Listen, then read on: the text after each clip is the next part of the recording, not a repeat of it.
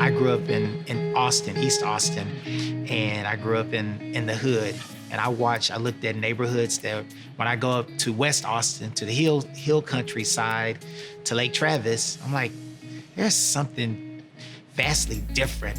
When I go back to my neighborhood, and part of it, that was part of the motivation. It's like, what can I do to help transform and change our community? And thus Project Unity, as we're focused on racial issues of racial reconciliation, issues that divide us. We are focused on community building, dialogue, education, and empowerment. The truth of the matter, we cannot get to the education and empowerment if we can't dialogue and we can't build community together, because community and dialogue allows us to create trust. Relationships are built on trust. And if we're gonna have a stable, vibrant, dynamic community, it's gotta have some trust. And family is important to me because I believe it sets the tone and the stage for who our children are gonna be.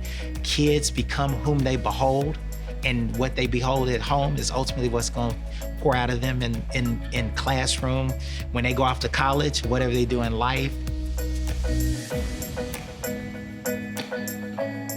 In Parliament Square, they have all these great statues of great English and British leaders, but there's one statue that just spoke to me. It was Nelson Mandela.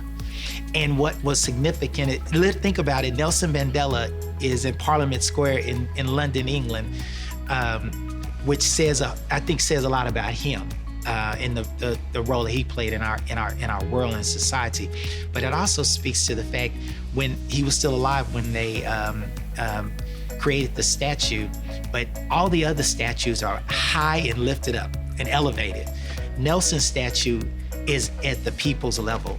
And he said, I don't want to ever be above the people. And I just think to be with someone who is, who's, if you say Nelson, or Mandela, you know who we're talking about.